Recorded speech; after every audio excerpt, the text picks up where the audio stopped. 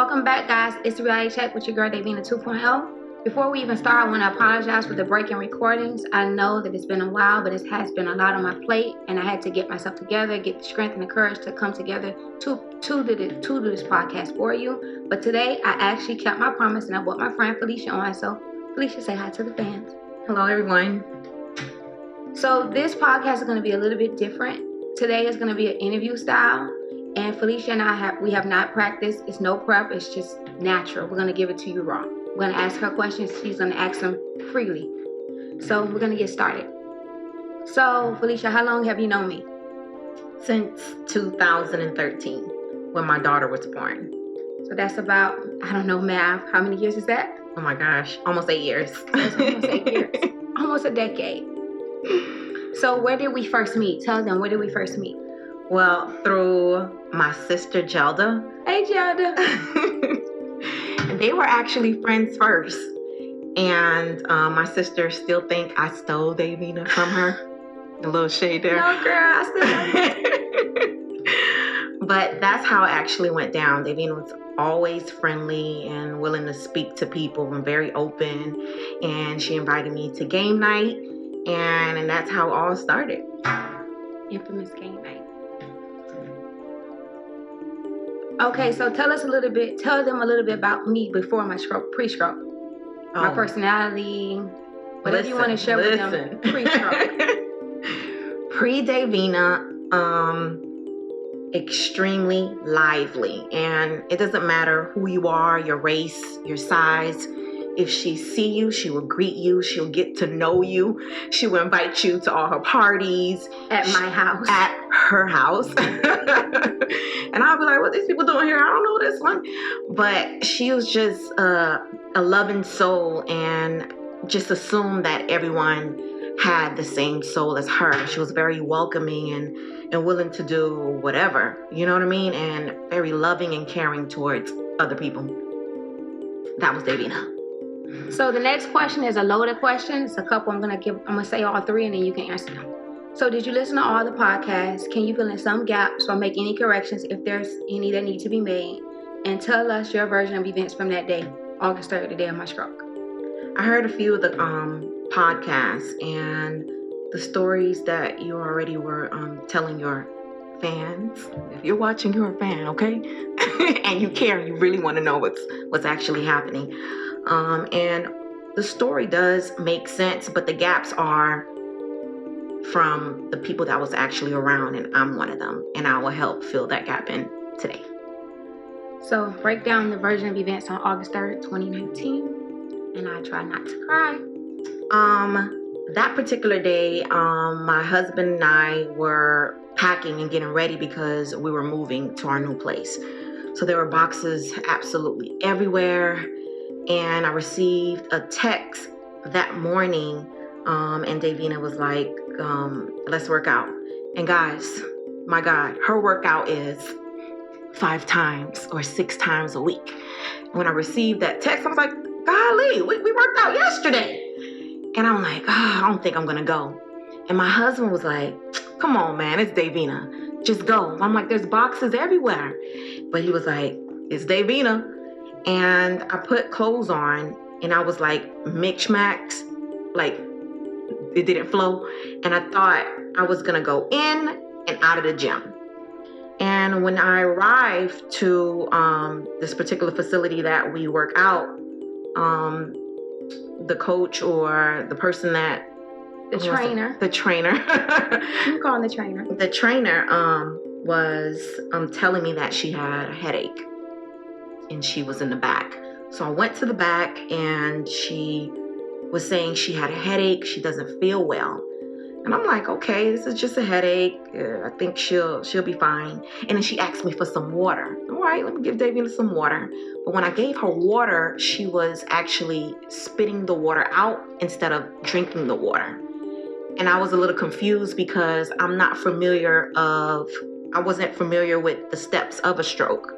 I thought she was just doing that for fun or a joke, but it was just very concerning. And she asked for water again, and she was still in pain and moving around. And at that moment, I said, this is not right. And we placed her in the car to go. She didn't want to go to the hospital, guys. She wanted to go home and lay down. That's what she said. Just take me home and I'll take a nap. And if I made that decision right then and there, it wouldn't have gone well.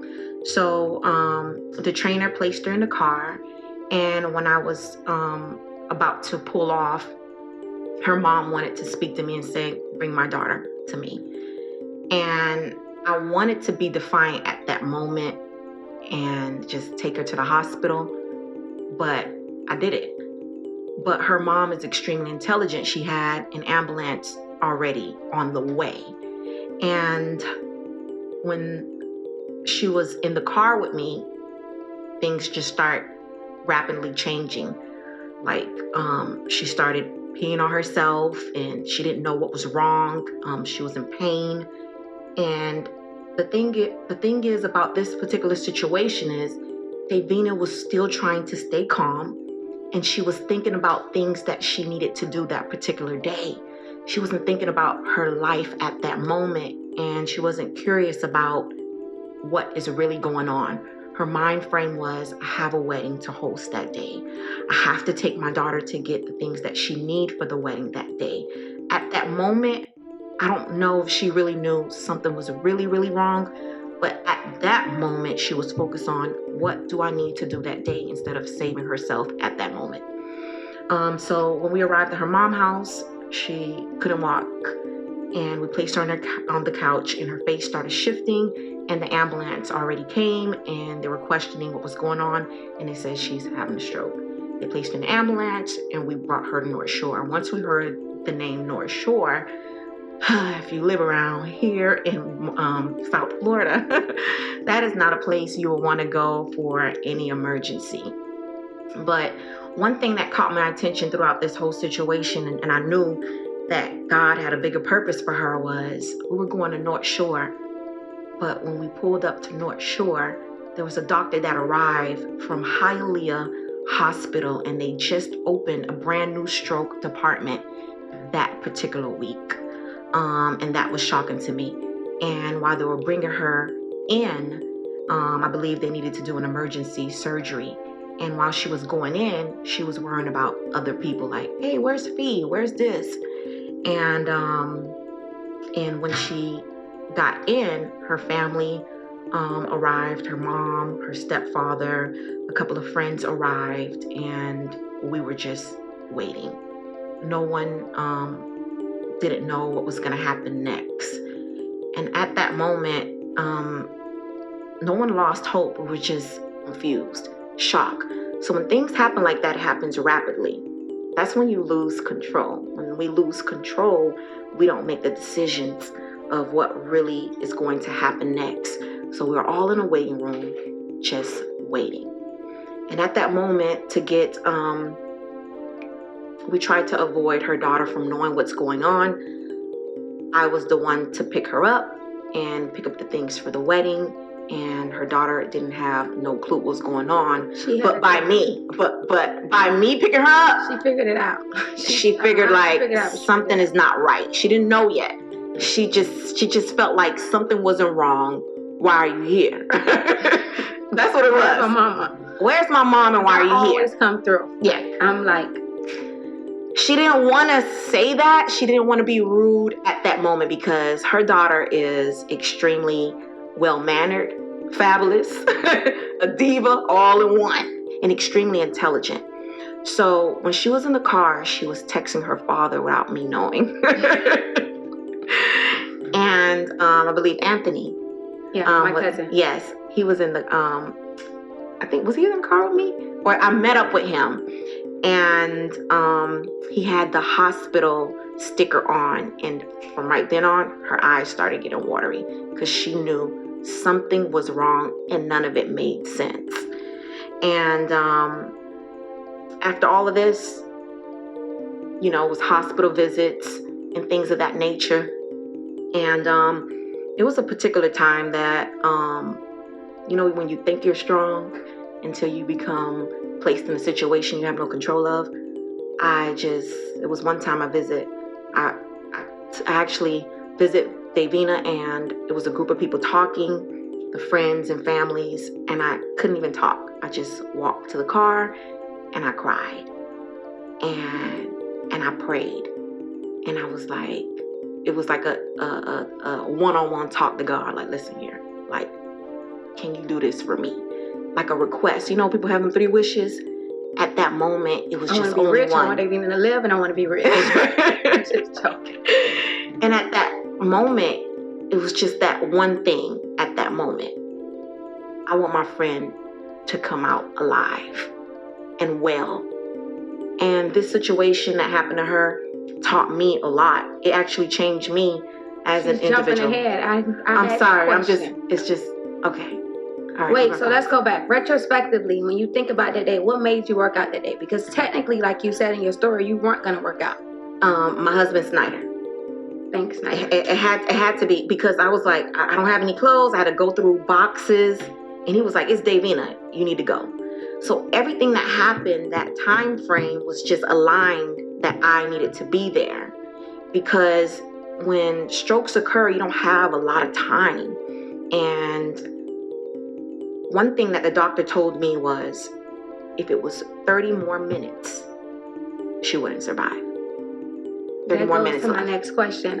So how did you make the decision to take me to my mother and not home? Because I did beg to go home, and I'm pretty, like she said, I'm okay. Even when I'm not okay, I'm like, I'm okay. So how did you make that decision? Say, you know what? I'm going to take Davina to her mother. Because I remember keep saying, like, I'm okay. I got to do this. What made you say, no, I have to take her to her mother? Or this is serious? By paying attention to what was actually going on, you can say okay, but you're okay, but what was going on was not okay. I'm not the one that's going to just listen to people. Even if it's you, I love you. But if I would have just listened to you and it would have went your way, you wouldn't be here today. I had to be defiant towards you, but not your mom. You get it?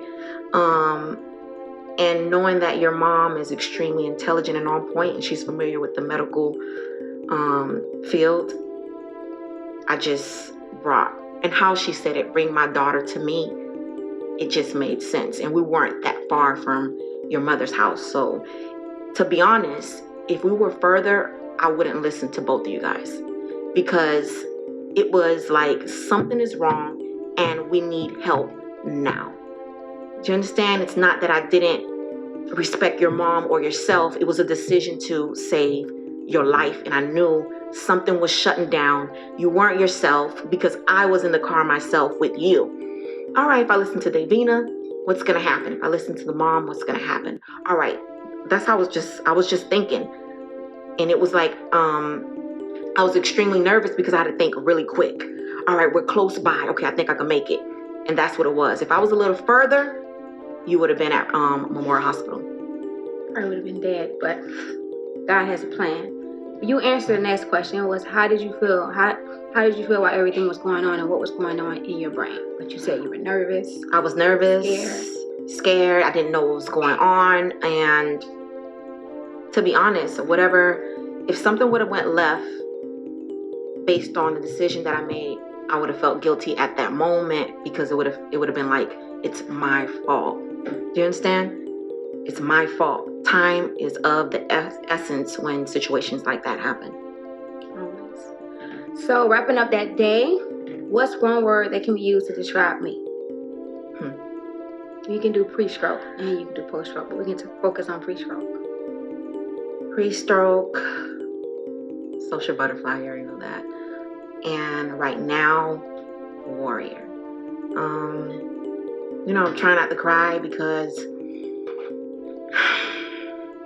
I think people do not love others unconditionally, meaning they have to have a condition to love that particular person. And pre-stroke, you loved people for who they are. And if they weren't the person you needed them to be, you would actually guide them to be that particular way. I used to be upset about that. But I just wish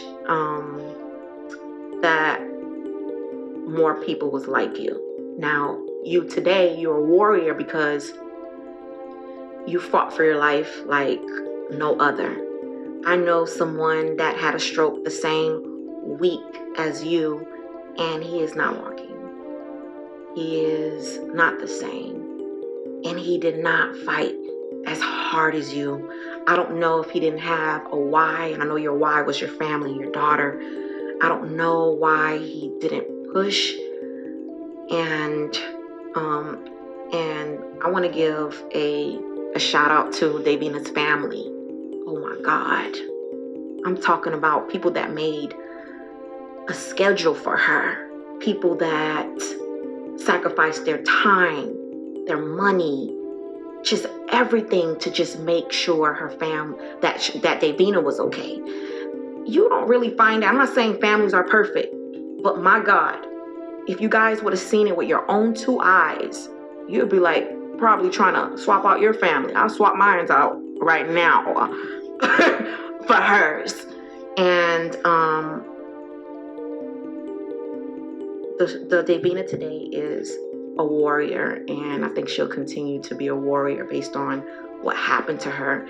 And it was a reality check, but a reality check to make her that giant that nobody knew that was actually inside of her. She was actually happy. She was a go-getter, extremely smart, just quick on her feet, athletic, name it. She falls into that category, the good things. And just amazing how she came out of this. Okay, next question. So how did this experience change you?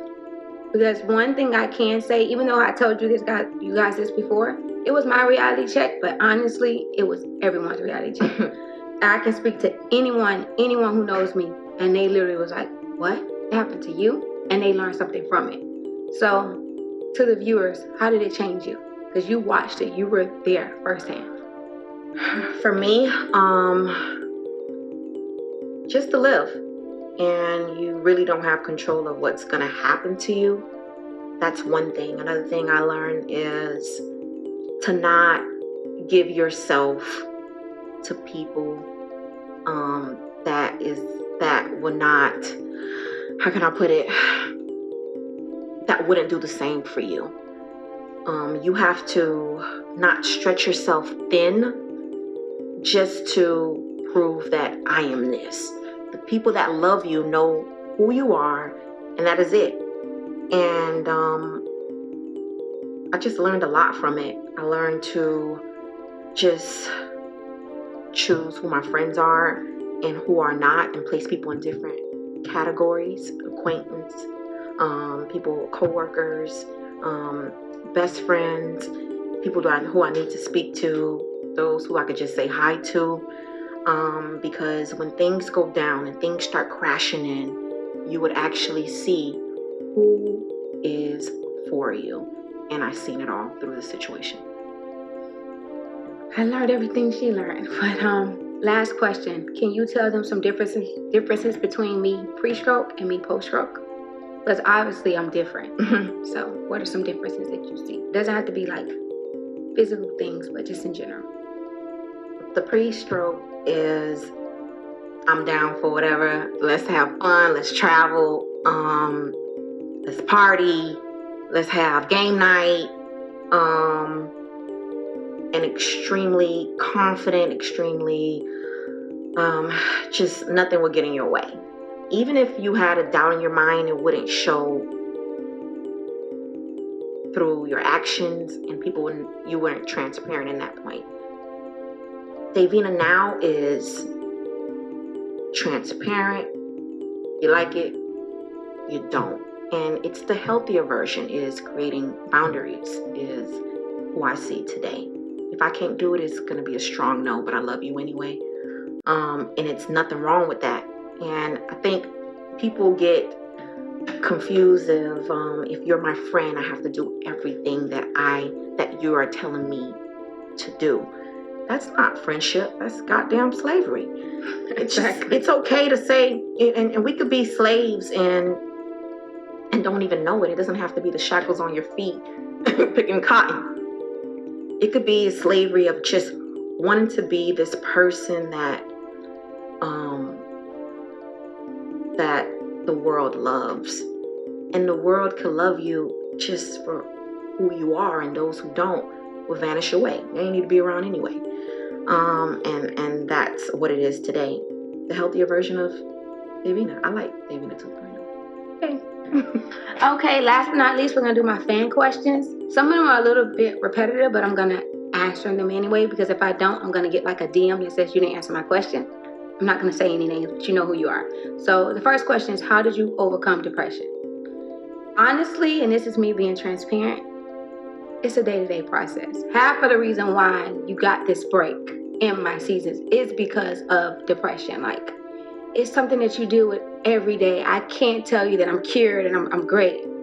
Is it to the point where it's a medical point? No, but it's a struggle, because I am fighting two different people. I was pre-Davina who wanted to cater to everyone all the time, proving myself all the time to everyone. Like, I'm great, I'm this, I'm that. And then it's always this battle of, do I be great or do I say no? I really want to say no, but I really don't want to disappoint this person. So depression hits me literally at any minute, any moment. So how did I overcome it? I didn't. I deal with it every day. I told you guys, some days I'm great, some days I'm a mess. But either way, every day I give it my absolute best. And that's all I can do. Question 2 is, where are your friends? Well, you got one. One of my friends made it. The other friend, she couldn't make it, but it's nothing but love. And hopefully we can get on the next show. And where are the podcasts? Someone texted, they wrote me and was like, hello, I need a podcast. They're here. But I have unfortunate news for you. I am going to take a break because I have been trying to finish the book. And although the book is done, I still need to edit, take things out, put things in. And honestly, that is a process for me. And you won't get it, but when you're writing things, it reminds you of everything that happened. Mm-hmm. So I can be writing and I can stop and I can just cry for no reason at all. It's not happening right now, but because I'm remembering, going down memory lane takes so much energy from me, and it shifts my whole day. So it takes time for me to actually get through this book. It's not just like a free-for-all book. It's really what I've been through. It's like and triggers, a lot right? is triggers. And a lot of it is things that sometimes I ask myself, do I want to say that? I don't want to offend certain people. I don't want people to be hurt when they read it. But truth be told, it's my truth. So there will be a break. And we'll come back as soon as I can. My goal is to be done. 2021, I don't want to be looking at this book at all. So hopefully, but I don't believe in timelines anymore. I believe in God's will. So if my desire matches God's will, you'll have that book by the end of 2021. Maybe it'll be your Christmas gift. You never know. But the last question was, I know someone who's dealing with depression. Do you have any tips for me? Honestly, and I say this for all honesty, don't take it personal. They're up, they're down, they're left, they're right. If you know someone who's dealing with depression, don't take it personal. They may not answer. They may not want to hang out. They may not give a crap about what you're talking about. You're telling them so much about you, but you forget to ask them, wait, what about you? Mm-hmm. And I think that we do that a lot. Mm-hmm. And I get that a lot. I'm going to be honest with you. I get people who call me, text me, them. But I'm not mad because I get it. They're used to Davina. The old Davina. The old Davina didn't really give a crap. I wanted to cater to you, but you have to remember that you're not the only one who's living in this world. We all have a world. We're all going through something. And I think I'm going to let you guys in on a little secret that people don't know. But most of you who are smiling all the time, they're hiding from something. Mm-hmm. They're smiling because they're hiding from something. I'm saying it because that's me. So my tip to you is don't take it personal. Be patient and read up on it. Do you really care? Read it. Read it. Read up on depression. Read up on it. Do your research. Go to YouTube. Have friends dealing with depression. How can I help them? YouTube has thousands of videos, millions of videos. You care that much? Read up on it. And ask them, how are they doing? And when they say they're okay, text them again. You sure? You just don't seem like yourself. You know you can talk to me. Do you want me to listen? Do you want me to give you advice? Be patient. That's my advice to you. So until next time, guys, I encourage you guys to embrace reality. And don't forget, like Lauryn Hill said, they want fantasy, but you got to get in reality. Reality. Hopefully, we see you soon. Take care. I love you. Bye. Bye.